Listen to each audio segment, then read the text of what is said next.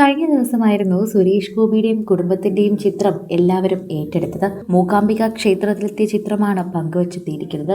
4 മക്കളെയും രാധികയും സുരേഷ് ഗോപിയെയും കൂടാതെ മരുമകനെയും കൂടി കണ്ടതിന്റെ സന്തോഷമാണ് പ്രേക്ഷകർ പങ്കുവെക്കുന്നത്. സുരേഷ് ഗോപിയുടെ ജീവിതത്തിലെ എല്ലാവിധ സന്തോഷങ്ങളും മലയാളികളും ഏറ്റെടുക്കാറുണ്ട്.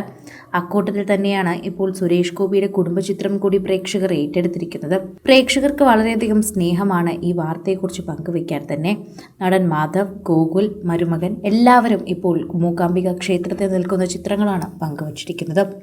കൊല്ലൂർ ശ്രീ മൂകാംബിക ക്ഷേത്രത്തിൽ ദർശനം നടത്തി കേന്ദ്രമന്ത്രിയും നടനുമായ സുരേഷ് ഗോപി മക്കളോടൊപ്പം നിൽക്കുന്ന ചിത്രങ്ങളും സോഷ്യൽ മീഡിയയിൽ പങ്കുവച്ച് എത്തിയിട്ടുണ്ട്. ദേവിയോടുള്ള കഠിന ഭക്തിയാണ് എപ്പോഴും സുരേഷ് ഗോപിയെ ഈ നടയിലേക്ക് എത്തിക്കാറുള്ളത്. പണം നോക്കിയിട്ടില്ല, കഠിന ഭക്തി മാത്രം.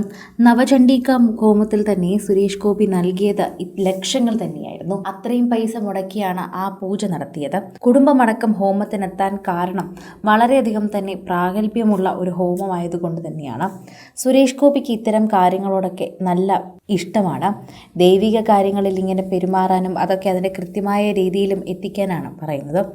അവരെത്തുന്നതിന് മറ്റൊരു കാര്യം, ലോകഗുരുവായ കൊല്ലൂർ മൂകാംബിക ദേവിയുടെ സന്നിധിയിൽ ഐശ്വര്യത്തിനും സമാധാനത്തിനുമായി നവചണ്ഡികാ ഹോമം നടത്തുവാൻ പങ്കെടുക്കാനും സാധിച്ചു എന്നത് തന്നെയാണ് അദ്ദേഹം ഇപ്പോൾ ക്യാപ്ഷനായി കുറിച്ചിരിക്കുന്നതും എന്ന് പറയാം.